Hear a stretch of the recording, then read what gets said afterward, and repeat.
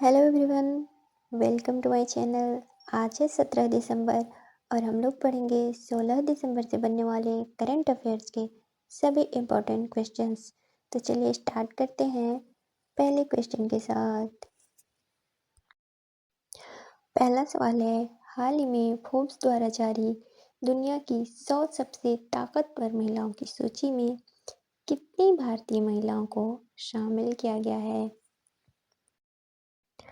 Right answer हो जाएगा option B 3। हाल ही में फोर्ब्स द्वारा दुनिया की 100 सबसे ताकतवर महिलाओं की सूची जारी की गई है, जिसमें 3 भारतीय महिलाओं को शामिल किया गया है। पहली हैं हमारे भारत की वित्त मंत्री निर्मला सीतारमण, जिन्हें वैश्विक स्तर पर 28वां स्थान मिला है।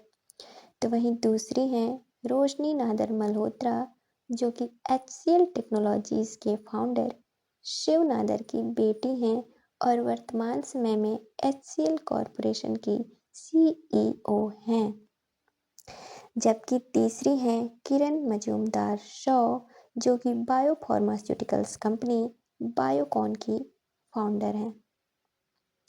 जबकि सबसे ताकतवर महिला यूरोपियन कमीशन की president Ursula von der Leyen है, तो दूसरे स्थान पर है सेंट्रल बैंक की प्रेसिडेंट क्रिस्टीन लेगार्ड।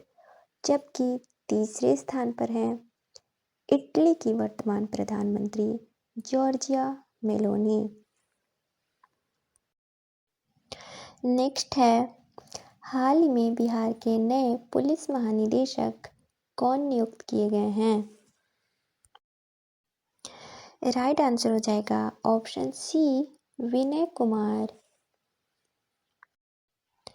हाल ही में 1991 बैच के भारतीय पुलिस सेवा अधिकारी विनय कुमार को बिहार का नया DGP नियुक्त किया गया है। बिहार सरकार द्वारा इन्हें 2 वर्षों के कार्यकाल अथवा अगले आदेश तक के लिए नियुक्त किया गया है। बिहार की राजधानी है पटना और बिहार के वर्तमान CM हैं नीतीश कुमार, वर्तमान गवर्नर हैं राजेंद्र विश्वनाथ आर्लेकर, और हर साल 22 मार्च को बिहार दिवस मनाया जाता है। और बिहार में 38 जिले हैं और बिहार का सबसे नवीनतम जिला है अरवल। नेक्स्ट है, हाल ही में भारत, ईरान और आर्मेनिया के बीच दूसरी त्रिपक्षीय बैठक कहाँ संपन्न हुई है? राइट आंसर हो जाएगा ऑप्शन ए नई दिल्ली। हाल ही में भारत, ईरान और आर्मेनिया के बीच दूसरी त्रिपक्षीय बैठक नई दिल्ली में संपन्न हुई है। भारत की तरफ से विदेश मंत्रालय के संयुक्त सचिव JP सिंह, ईरान की तरफ से दक्षिण एशिया डिवीजन के महानिदेशक हाशिम जादेह, जबकि आर्मेनिया की तरफ से विदेश मंत्रालय के एशिया प्रशांत विभाग की प्रमुख अनाहित कारपेटियन ने इस बैठक का प्रतिनिधित्व किया। इस बैठक का उद्देश्य था व्यापार और क्षेत्रीय स्थिरता को मजबूत करते हुए कनेक्टिविटी परियोजनाओं को आगे बढ़ाना। इस त्रिपक्षीय बैठक की तीसरी बैठक ईरान में आयोजित की जाएगी और पहली बैठक अप्रैल 2023 में आर्मेनिया की राजधानी येरेवन में आयोजित की गई थी।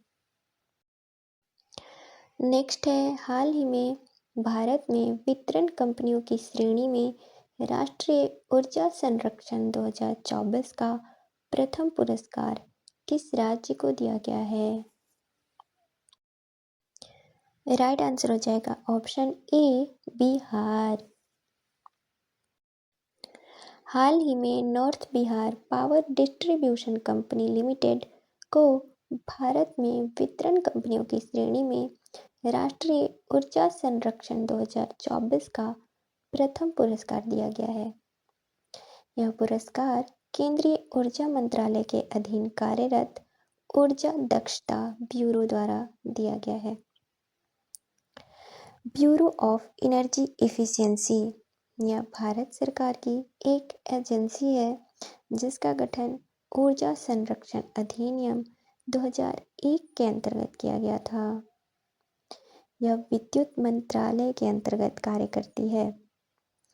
इसका कार्य है भारत में ऊर्जा संरक्षण और ऊर्जा के उपयोग में दक्षता बढ़ाने में मदद करना। नेक्स्ट है Dalai Lama secret to happiness नामक पुस्तक किसके द्वारा लिखा गया है? राइट आंसर हो जाएगा option B doctor Dinesh Shahra. Next है हाल ही में राष्ट्रपति द्रौपदी मुर्मू द्वारा किस देश के सेना प्रमुख को मानद जनरल रैंक प्रदान की गई है? राइट आंसर हो जाएगा ऑप्शन बी नेपाल। नेक्स्ट है हाल ही में किस भारतीय फिल्म ने ग्लोबल सस्टेनेबिलिटी फिल्म पुरस्कार जीता है? राइट आंसर हो जाएगा option B the Kumbaya story. Next है हाल ही में महिला हॉकी जूनियर एशिया कप 2024 का खिताब किसने जीता है? राइट आंसर हो जाएगा ऑप्शन सी भारत।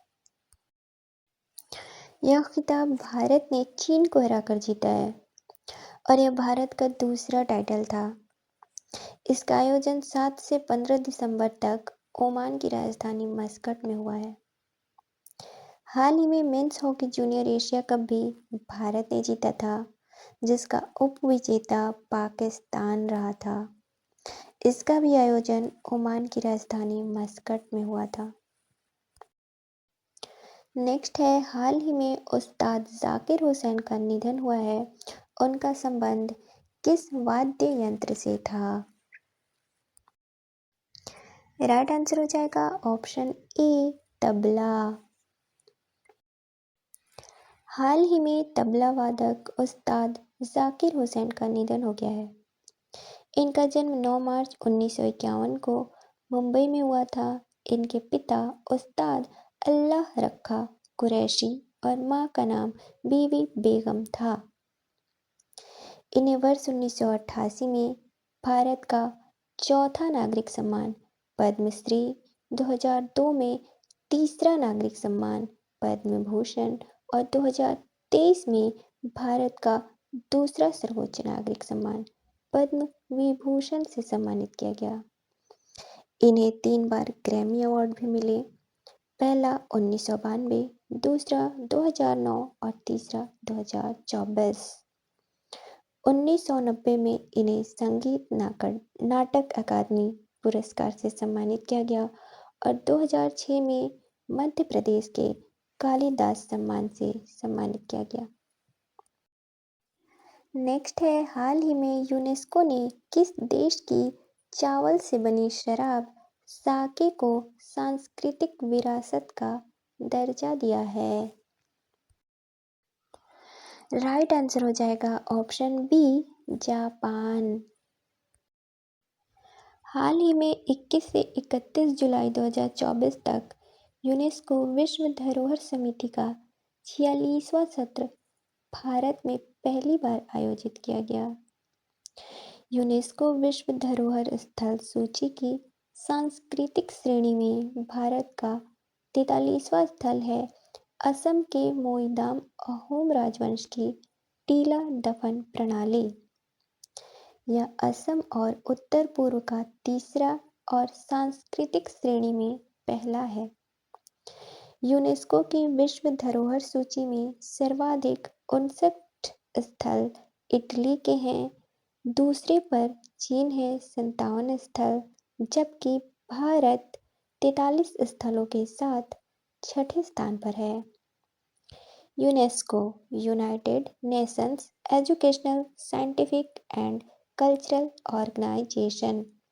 इसकी स्थापना 1945 में हुई थी और इसका हेडक्वार्टर पेरिस, फ्रांस में है और इसके वर्तमान डायरेक्टर जनरल आंद्रे अजोले हैं।